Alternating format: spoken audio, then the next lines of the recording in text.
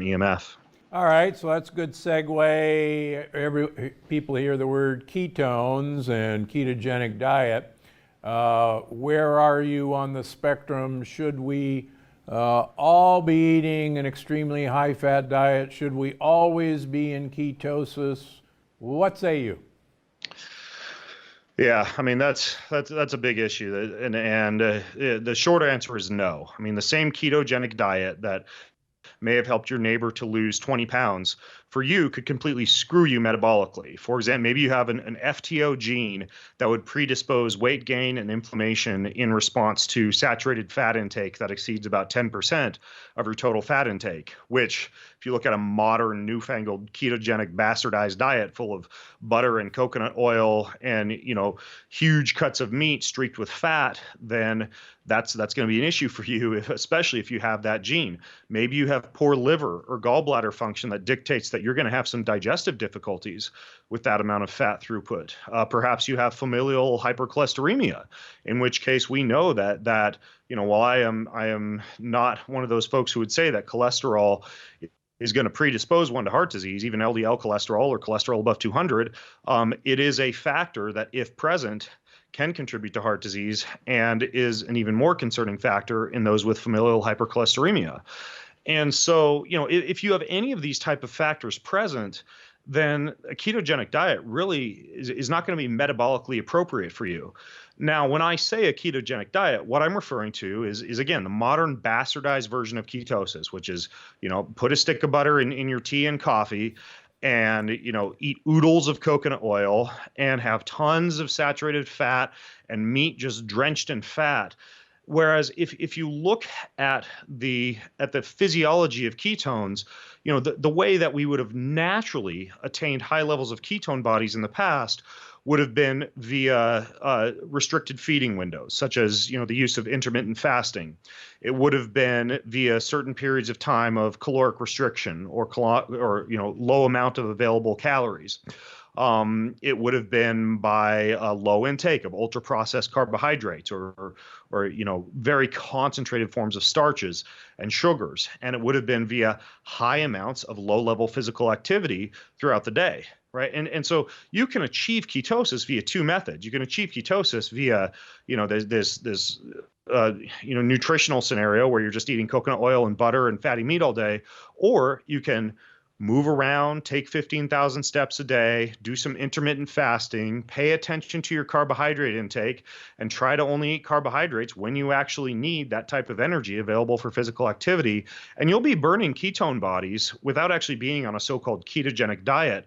And so if that's your approach to ketosis and that's your definition of ketosis, I'm fine with that. But if your definition of ketosis is just, this what I would consider to be also a somewhat micronutrient void diet that relies upon a hefty intake of saturated fats, I would say I'm not a huge fan of that. And I do have to say, like, I have tried that diet. I was part of Jeff Volek's faster study where, I ate a 90% fat-based diet for a year going into that study, and it produced some remarkable benefits in terms of endurance capacity.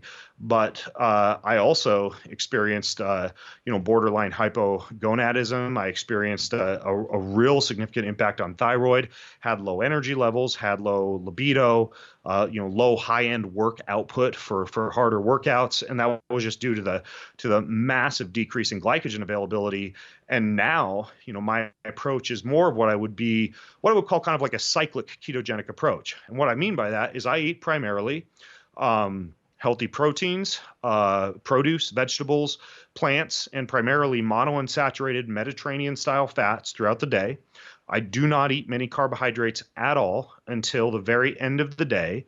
At the very end of the day, I tend to do a workout that kind of temporarily places me in a pretty insulin sensitive state and upregulates glucose transporters so that when I sit down to dinner, which tends to be the one meal of the day where most people do want a little bit more freedom and flexibility, maybe it's a party or a night out or a family dinner or whatever, that's when I'll have some red wine or dark chocolate or a little bit of sourdough bread or millet or sweet potato fries or, typically about 150, 200 grams or so of carbohydrates. and then I'm topping off my glycogen stores, my liver and muscle glycogen stores for the next day's physical activity, and allowing myself enough glycogen to be able to maintain thyroid status, testosterone, even the proteoglycans that help to make up my joints. And then, but I wear a continuous blood glucose monitor. I've tested my ketones. By the next morning, I'm easily back into burning ketones as my primary source of fuel. So it kind of allows you to have your cake and eat it too when you just pay attention to your carbohydrate intake, maintain some semblance of physical activity. You're going to reap the benefits of ketosis without necessarily having to create a diaper pants scenario by having MCT oil for breakfast, lunch, and dinner. Yeah, I'm glad you brought that up. A number of my patients, unfortunately, dive into a ketogenic diet with a lot of MCT oil and or coconut oil, which has a lot of MCTs in it, and suffer the consequences. You're right. Yeah. And you're right. Normally, and I go into a lot of this in my next book, The Energy Paradox, if you're doing things correctly, you absolutely positively should be, when you wake up in the morning, you should be burning ketones for fuel if you are, if you have mitochondrial flexibility. And I think that's what you're getting to. Yeah.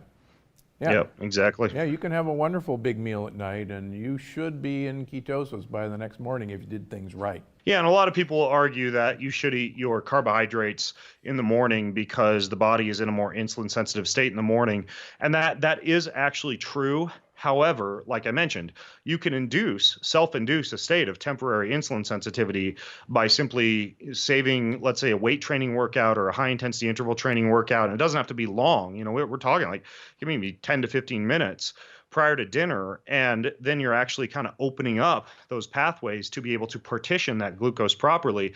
And I got to tell you, after wearing this continuous blood glucose monitor for as long as I have, one thing I've found that I think also flies under the radar that has had the most remarkable impact on lowering my blood glucose for a very long time, and I do this now prior to dinner as well, just because it's nice for enhancing sleep also, because it drops your core temperature so significantly, and that's some kind of cold shower or cold bath or cold soak.